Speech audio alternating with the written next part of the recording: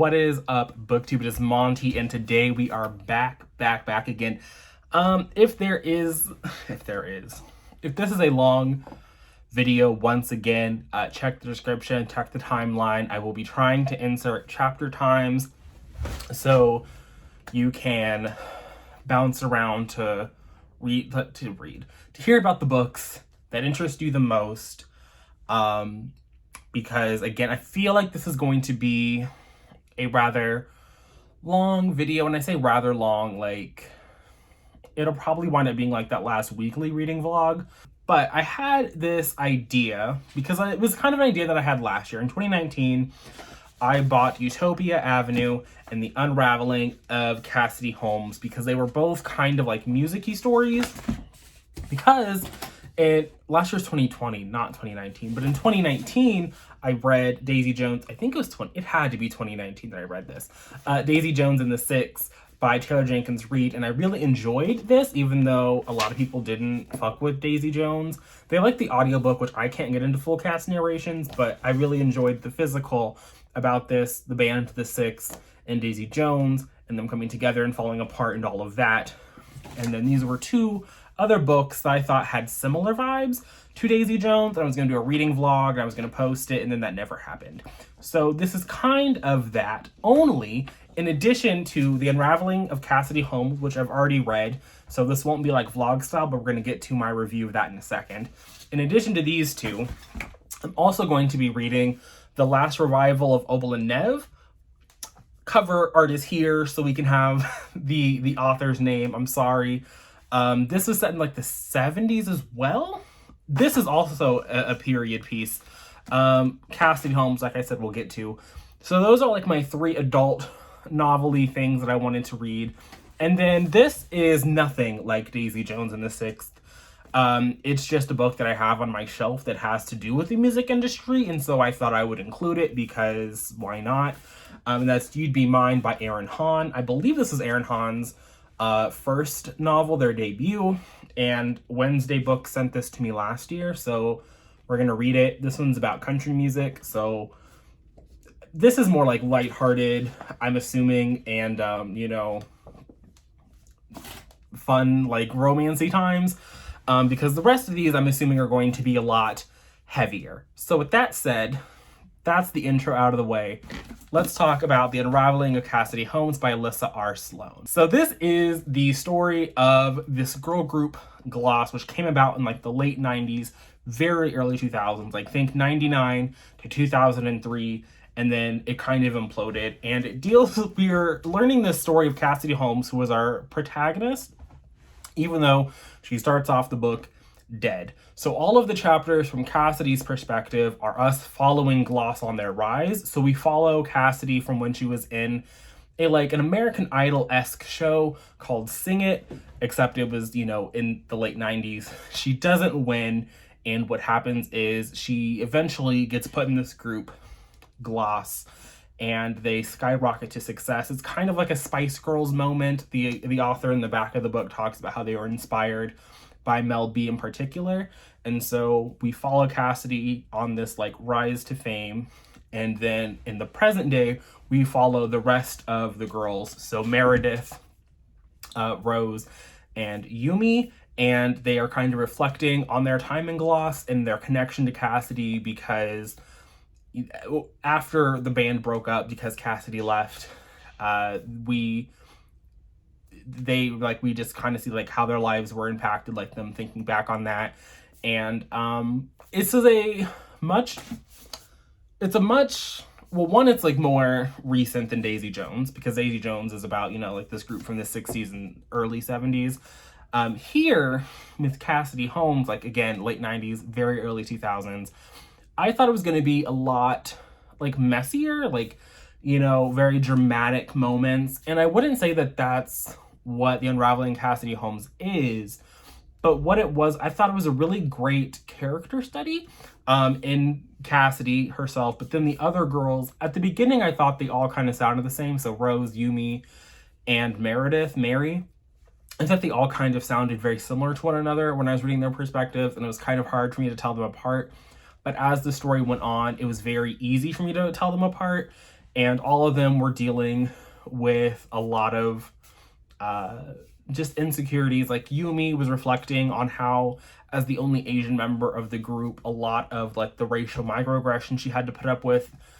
Meredith is reflecting on a sexual assault that happens off page, and her daughter trying to find out like who her father is and like that kind of a thing. And then Rose was very much the like leader of the group. Like she made herself the leader. She was very much in charge of it. She was very much wanting to be famous, wanting to be super successful at any means necessary. There is a sapphic plotline in the book.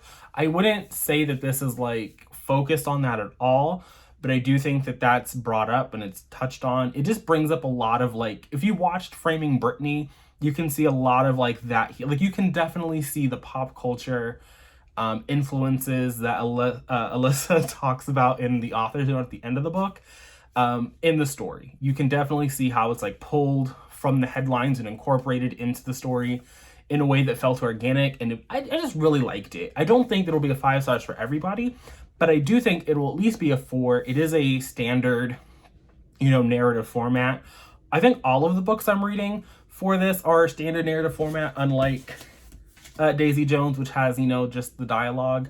The Unraveling does include like descriptions of TV specials and like Vanity Fair articles, Rolling Stone articles, like that kind of a thing. It includes descriptions of like the Gloss music videos. So like you can like it, I wouldn't call it multimedia. There's a couple of like, one chapter has like some comments from like an Instagram or something, but again, I wouldn't call it multimedia. It's just, it doesn't feel that way to me. It's formatted a little differently, they use like Corey or New. But other than that, it's pretty much like a basic thing. I will say the book is not focused on discussing why Cassidy killed herself. Like you can definitely see all of the bad things that happened. There's like domestic abuse, there's disordered eating, which I don't know what it is with me and disordered eating books, because usually I try to stay away from them, but Yoke and Cassidy Holmes I was able to get through.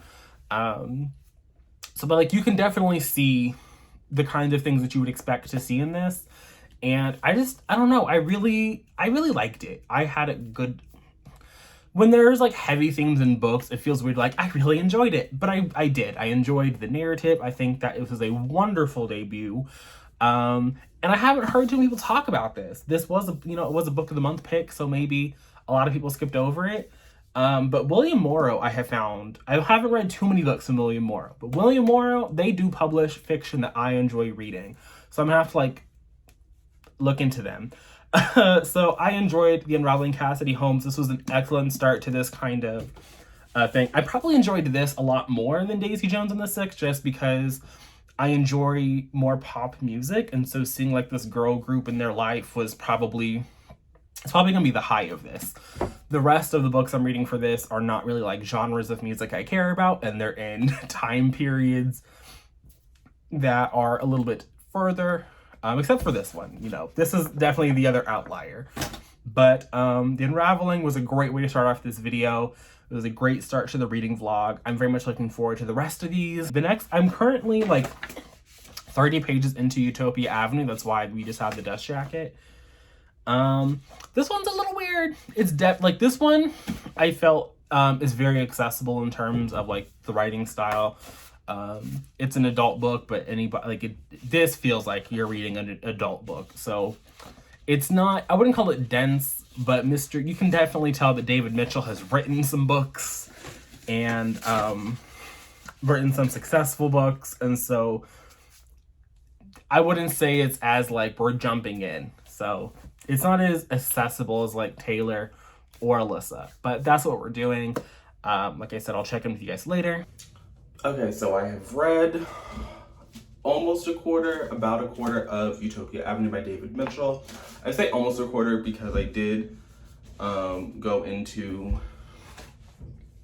what is it called? A calculator, and like do some like rough math. So I'm almost at a quarter of the way through this book. And I have to say that in this little reading vlog, which I'm going to have decided we are calling, like, I tried reading books like Daisy Jones or something. You'll see it in the title. Like, I'm gonna try and make it catchy, maybe a little, I wouldn't say clickbaity, but you know, a reason for someone to click on here. Without lying, we're not gonna lie to the people. But I think of all of the books I'm reading for this project here, I think this is going to be the one I don't like. Because you can tell that, well, David Mitchell, if you don't know who he is, he's written several books, which his bio will not let you forget. And all of them have won prestigious awards, and he's been nominated for awards, and love that for him. But you can tell in the writing, like, there's a character who I think is actually meant to have, like, some kind of, I think he's supposed to be, like, autistic. That's what I was trying to say. I think he's supposed to be autistic. And his chapters are, they are hard to get through. Like, I don't have autism. I don't know if that's really what it's like being in the brain of someone who has autism. But, or even just like ADHD. I don't know what this man has, because it don't say in the book. The first chapter he had, I was just thrown off the deep end. And then the second chapter, we were just, do you know who this man is? But to kind of like go in reverse for a minute, Utopia Avenue is meant to be like this fictional band. It's set in like the very end of the 60s, like 67 to 68. So it's very short window in time where these 4 people in England, I think they're all like converge in London, get pulled together by this band manager. And they don't ever put out like a full album, I don't think, or they put out a couple albums and then like the band implodes, which, you know, based on the summary of Daisy Jones, like that's pretty much the same thing, you know. Daisy Jones, the Six, they come together. There's even an established musician, this one. Elf Holloway is the established folk person, and then like the rest of the band people are kind of just like regular folk who have been trying to make it. So like the elements are there for me to think this is going to be like Miss Daisy Jones. For me to think like, oh, I'm going to get Daisy Jones vibes. And the first couple of chapters are just, you know, introductions on the characters and like who they are, some of like their family life outside of the band, how they come together. But it's the most generic come together. Like it feels pretentious. Like it feels like an author who has won awards, who wants to win another award. It feels like, oh, my publisher let me publish anything. So I kind of had this like idea of writing this messy band book, but I don't want to like, it still feels like it's trying to be literary, like capital L literary. And you know, maybe that works for some people. Maybe that really does something for the culture. But for Montgomery, it don't do shit. If anything, I am not enjoying this book because of the fact that like everything is so pretentious. The entire goddamn book, I'm just waiting and waiting for something to happen that just doesn't feel like it's pretentious. It's just waiting. And I don't think that that moment is ever actually going to come. I don't think I'm going to get that moment. And I'm starting to feel, like I said, that this is going to be the worst book I'm reading for this project. Like I genuinely do not know who this book was written for.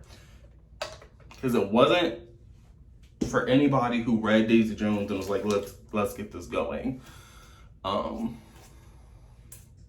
This is sunscreen, because my plan after doing this is to go sit outside at Starbucks, but I don't have my glasses, so that'll be a fun adventure trying to find those. But it's just, like I said, it's very Oh God, we are super white cast. Okay. Yeah, it's very pretentious. The first couple of chapters, like I said, were them getting together. And now that they're together, like, we're not even invested in them being together. Like, we are still skipping time, like chunks of time, which y'all know. I never, well, I guess if you're new here, you don't know this. But the regular viewers, they know. But I don't fuck it with it when books just start skipping around in time. So I'm gonna hope that the rest of the book gets better. Like there's very clearly a lot of this book left to go. So love that for me. Like I just said, I'm gonna go try and sit outside at Starbucks for a little bit, continue to wake up, and then I need to get an oil change today. And I might buy some books. I haven't decided yet. That's kind of the itinerary for today. So I have the audiobook so I can listen while I'm driving to the place. So I'm gonna wrap this up here. I'll check in when I reach like the 50-ish% of the way mark. If I happen to listen to the audiobook and I get well past, then I'll just update then and we'll just have to live with that, which should benefit y'all because I think this is already going to be another feature-length reading vlog. And the last one kind of flopped. So if we can avoid the feature length, I will do my best, but you know how I talk. So I feel like I should stop filming these updates in my bathroom, but I'm about to like do my nighttime routine. So that's what we're doing today. And I just came on here to say that I had to DNF Utopia Avenue. It's a horrible book. So I was almost 100 pages and I got to like page 182. And there was just some content in the book that I just could not fuck with. The book was far more anti-Semitic. Well, not far more. There was a passage in the book that was very anti-Semitic. And while a main character did push back, because it was a side character that said this, like this main character pushed back on it and was like, I just want to get the fuck out of here. You know, it was obviously challenged. Like 3 seconds later, we were getting slurs for the indigenous community, and I was just, I was bored. The book was pretentious. I was not getting the vibes that I wanted to get. It was not serving Daisy Jones. And so I just got to a point where I'm unhauling the book. I'm not gonna read it. I'm not gonna finish it. So that's how that ended. So far we have Cassidy, Holmes, 5 out of 5 stars, Utopia Avenue, DNF, which leaves the final revival and You'd Be Mine. But I'm gonna go so I can finish up my nighttime routine, and I'll be back at some point to tell you guys how You'd Be Mine is going and how the final revival is going. But that's an update on that. Okay, so last night we DNF'd Utopia Avenue. David Mitchell. You hate to see it, but we're moved on.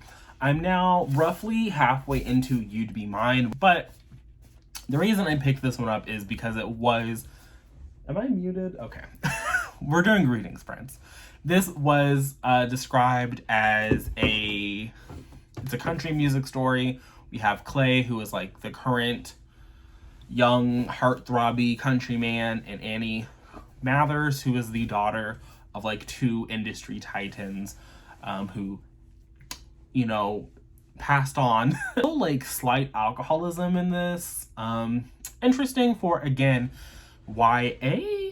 Both of the characters in this do seem to be older. I believe Annie turns 18 over the course of the story, and Clay is already like 20. So it's kind of in that weird gray space sometimes that exists in YA. It does read younger, which I think is kind of throwing me off. For the first couple of chapters, like I would say like the first 50 pages, I was not really feeling this, and I'm still not sure that I'm actually connecting to the story the way that I would want to. In terms of a reading vlog where it's like, does it have Daisy Jones vibes?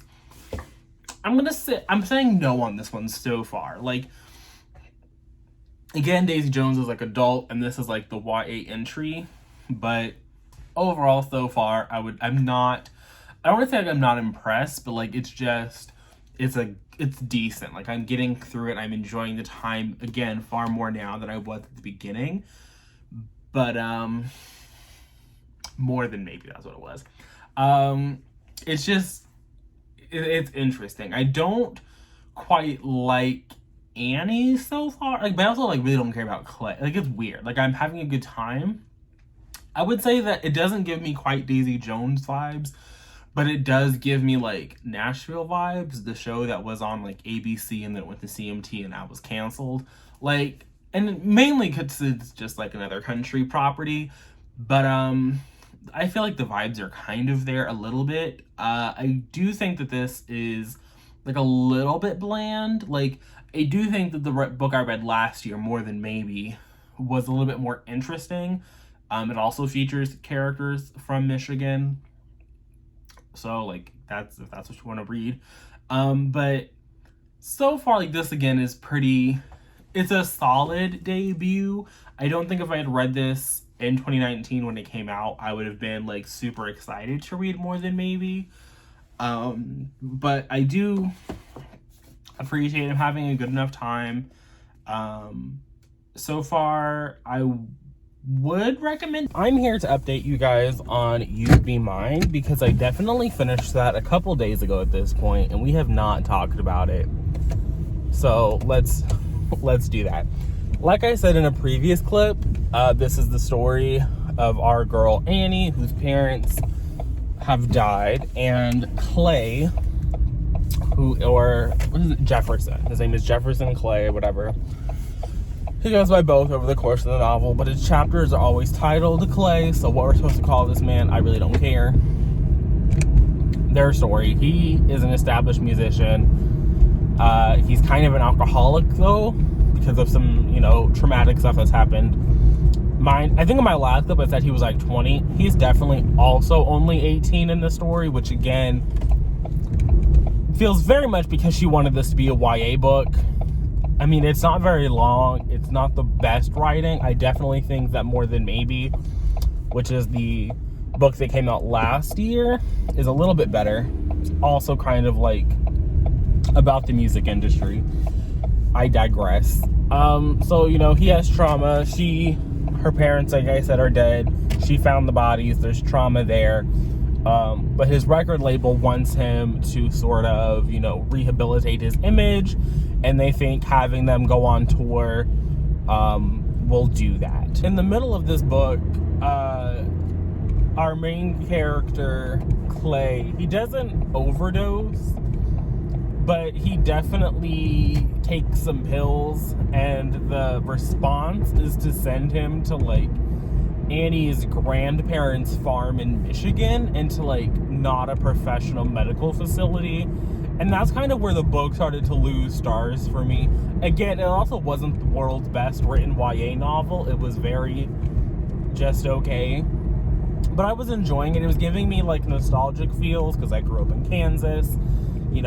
Kansans love their country music, so I was here for some of the references. I was like, this makes me feel a little bit warm and fuzzy inside.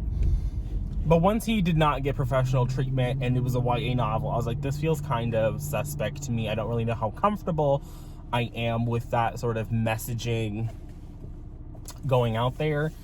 And eventually, like I said, they wind up together. It's a YA romance. So, like, they're going to have, like, a nice little happily ever after. And I do think that how everything comes together, it's nice. It's just some of those themes of addiction, of them processing their trauma. We also have we know that Annie's parents are dead. In my last clip, I thought I said it was like a murder-suicide.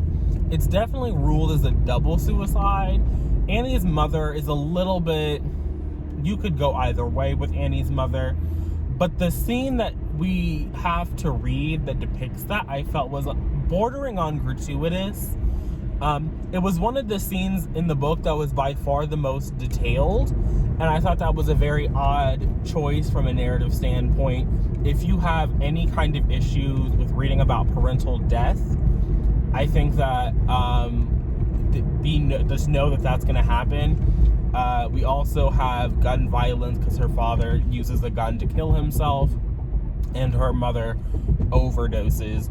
So just know that kind of imagery I kind of thought, like I said, gratuitous. It's definitely bordering on the more mature end of a YA novel. So take that as you will. Again, this does also fit into that trend of YA being older. This is a Wednesday Books book.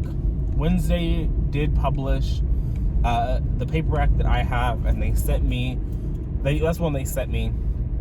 So I'm assuming that's the publisher. And they also publish Christine Riccio's books, which also feature just straight out adult characters.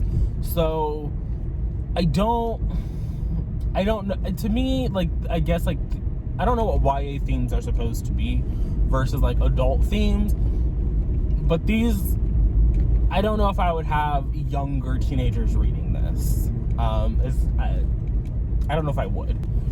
It's definitely not as lighthearted as I expected it to be. So in the context of this reading vlog, like, does it give me Daisy Jones vibes? Like, sure, we have main characters who are battling with alcoholism and addiction and, like, you know, personal traumas. Absolutely. I think it wound up giving me more of those vibes than I initially expected. I kind of expected this to be the least vibe worthy, so in that case, love that. I did wind up giving this, like I think I said this, 3 out of 5 stars, so I did enjoy it. I would recommend it to people. I just don't know the mindset I would caution people to have when going into it, because again, it's not like a light, fluffy contemporary as much as the book presents itself to be, or at least to me. That's the vibe I was getting, both from the remodel, like the new paperback cover, and that old cover with like the girl in the field giving Taylor Swift vibes. So that's that. I did start on the final book for this reading vlog, The Last Revival of Opal and Nev by I want to say Donnie Nelson. I might be wrong. Please don't be wrong. It's gonna be so embarrassing. But I've read 7% of that last night on some Zoom. We did one sprint. I read 7%. In terms of like just pure formatting, it's the most similar to Daisy Jones in that I wouldn't call it the same bare bones oral history format the way, although I guess the final book is out now. I do think I will be purchasing a copy. I think I recently bought a book for a different vlog that will be coming. And I might just like exchange the two. But in terms of like, you know, character name and their dialogue, like that's what this is. There are, or at least there have been, like the prologue with standard prose, and there was an interlude between the first chapter where we learned about Opal's history as like a childhood with her mother working at a Detroit GM plant. And then her mother had, I want to say it was uterine cancer, but she had some health complications. And so she got sent to live with her aunt and uncle in Birmingham. And so there was like a culture shock thing, you know, about going from living in a north city to like living in the south and like differences there. It was really interesting. And then between that and chapter 2, which gives us a little bit of history about Nev, who was from England, the Birmingham there, which I thought that was kind of cute. There was another sort of just like standard prose bit, and I expect that to continue. In some of the early, I couldn't help myself. Usually I try to. In some of the early Goodreads reviews that I've seen, a lot of people have compared it to Daisy Jones. I think based on just, again, the formatting. But I think that if I was going to compare it to a Taylor Jenkins Reid book, I would do it to Seven Husbands, because it's also centering on the narrator of this. Is it a documentary that she's producing? Kind of. She's doing like an article or something. But it's more, she's interviewing Opal and Nev to find out more about Opal and her father's relationship. So she's kind of entangled in the story of Opal tangentially. And she's trying to understand how that is and why that is, similar to how Seven Husbands plays out. I don't want to get into that one in case you haven't read it, but I do think that book is horrible. So I'm happy to have this book that seems to be doing a much better job. But I just pulled into work, so it is time for me to go. I will check in with you guys later after I read some more about Opal and Nev. Okay, so I've read 25% of the final revival of Opal and Nev. And Neve, I don't know if his name is Neville, so I'm assuming it's Nev. We're just gonna move on. But so at this point in the story, Opal has made it to New York. Opal has met Nev. They're going to start on this little journey ship together. When I was first starting out, I was not convinced it was going to make sense to me, like how this like random boy from England and this girl from Detroit met up. But I do think that how the narrative played it made sense, and it doesn't feel like a stretch or like a plot convenience. Like, is it a plot convenience? Sure, but like no more than like I would expect from another Hollywood story. So it's working for me. I'm enjoying it. We have been introduced to who I think is going to be my favorite character in this, Virgil LaFleur. This man, is he a stereotypical gay man from 1970s New York who seems to like know everybody and can do everything and is now going to be homegirl stylist? Sure. Sure, he might be that man, but you know what? I love that man. So Virgil LaFleur, I love him. And that's not to say that I don't like Opal, who I also think is just like a really intriguing character, or even her sister Pearl. Her sister Pearl is sort of like this stereotypical, well, I wouldn't say stereotypical, but like this archetypal African American woman who is like really married to her religion and was always trying to look out for her sister Opal. And so I love that for them. I also like how everyone in her little family has like jewel toned names. Her mother is Ruby. We got Pearl and Opal. You love to see it. We have seen the narrator's father, Jimmy Curtis, pop into the narrative, so we know that he's in the mix now. So I'm assuming at some point we're going to get some more details on that relationship. We also know that Jimmy Curtis was murdered during the sometime going on around here. So I don't want to say I'm excited to see that play out, but I think it's going to be interesting to see how that's going to play out, how it's going to work into the narrative. Yeah, so that's really enjoyable. So far, I do think this is another success, which I'm personally happy for in this reading vlog, which means that the only book that I didn't really fuck with was the one book that I had to DNF. So yeah, I don't know if like, right now I'm teetering on a 5, teetering on a 4. I'm just kind of like waiting to see how certain elements play out because we are only 25% of the way through the narrative. This is not going up on Friday. It's not going up on a Wednesday. I think that it will be up sometime this weekend though, so I will just take comfort in that. So do some reading. I'm gonna be honest, I might watch some Chicago Fire. Chicago Fire is really why I have been so slacking on this reading vlog. But you know what? I'm not going to hold myself to account. Like, I'm gonna hold myself accountable and be like, that's why we're getting this so late. But I'm having a good time, and that's what I really care about. So, but right now we're gonna go spend some more time with Opal. We'll spend more time with Nev, and I'll check in with you guys when I've read around 50%. Okay, so I'm a little bit over 50% of the way through the final revival of Opal and Nev. Shit has hit the fan. I do think that because we were clued into the fact that Jimmy Curtis is going to die at the onset of the narrative, it being the sort of climax that happens around 50% didn't feel poorly paced. If anything, I thought that everything so far has felt like perfection, honestly. And I do think that seeing the ramifications of that event is going to be interesting, particularly with the detail that was just revealed.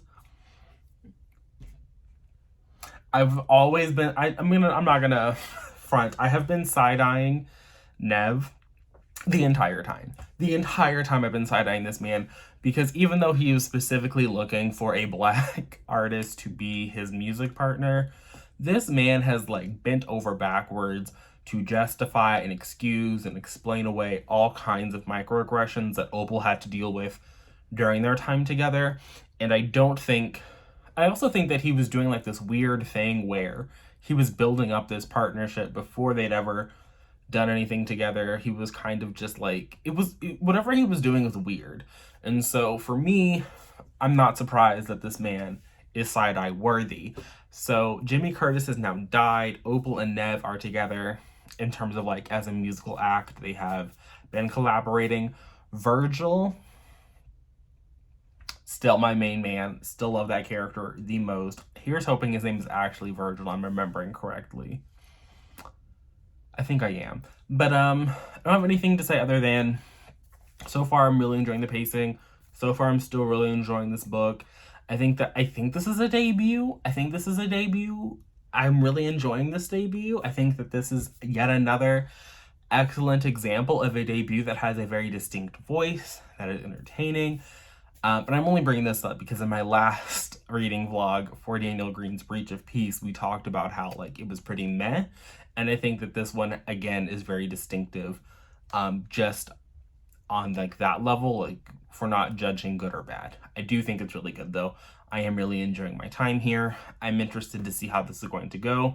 I'm interested kind of to see if we're actually going to get the last revival aspect. They've mentioned it. It got brought up in the editor's notes. I still am really enjoying the way that this book is told. It's like, I still think that it's more apt if you're like, I don't think you need to compare it to any book, but if you were to compare it to a Taylor Jenkins Reid one, I do think that Seven Husbands is far more apt, both from the death of a black man being the central portion of a plot like the book not existing without this, the journalistic main character trying to or uncovering how that the dead black man relates to them, the impact that had on their life. So I think that's really what this is. And I do think that it's vastly different than Seven Husbands, obviously. And I would even argue that it's vastly different than Daisy Jones. But I do think that if you were a fan of like those things, if you just wanted historical fiction that isn't like about a world war or, you know, something that, I mean, it's sad because this man died and like there's this that central to the narrative, but there's also just a bunch of interpersonal drama that I live for. I love interpersonal drama. Like that's what I think really creates a well believable world, when the characters have connections with each other that feel real. So there is that. I will say that this book does not include, or at least the arc that I'm reading does not include a page of trigger warnings. And while the sexual assault / sexual harassment isn't like explicit, like I wouldn't call it, like it's harassment and it's assault, but it's not like violence and it's not gratuitous. But there are instances of that, specifically in relation to the scene where Jimmy Curtis is like dying, like surrounded, like there are other events that that happened before he dies, essentially. I don't know why I phrase it like that. So that is discussed by one of the characters, not Opal, but one of the other characters that is being interviewed by our narrator. But yeah, we're currently in a sprint though, and I've wasted enough time talking with you guys about this. I will check in with you guys once I've read some more. What is up? So I have finished the last revival, the final revival of Opal and Nev, and I need to wash my face. I can't say I just woke up because I spent the past like hour or so reading the last 50% really, because I didn't check in again at 75. I thought about it and I said, the footage for this is already going to be crazy long, so let's just not do that.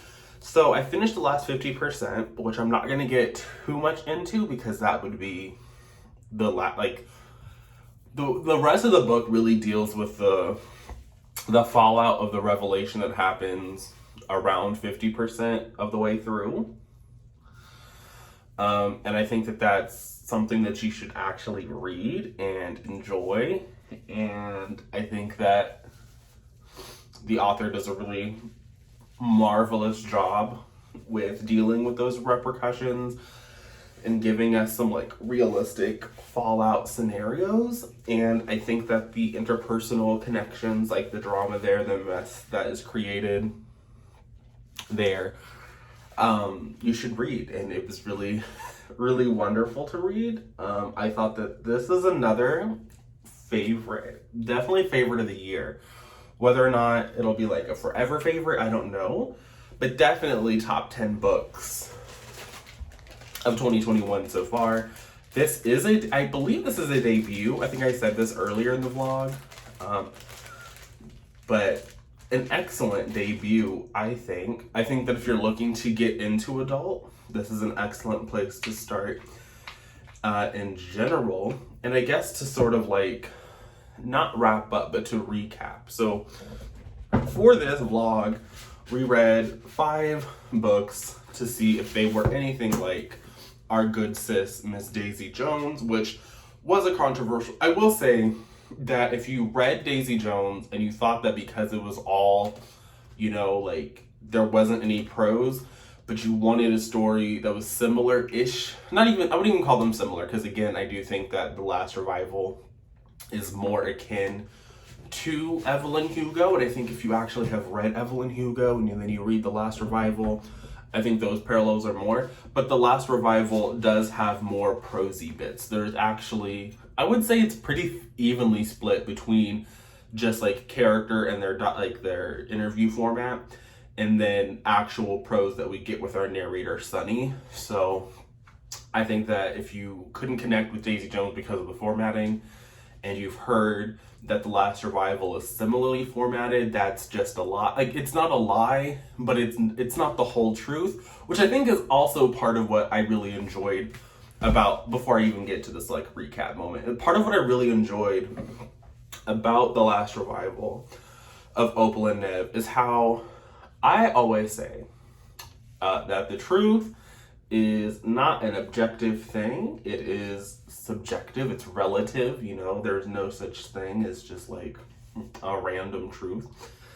And I think that The Last Revival really highlights just like how people collectively agreeing that something happened one way doesn't mean that that's actually how that really happened. And sometimes it doesn't matter if it didn't actually happen that way when you find out, you know, later on.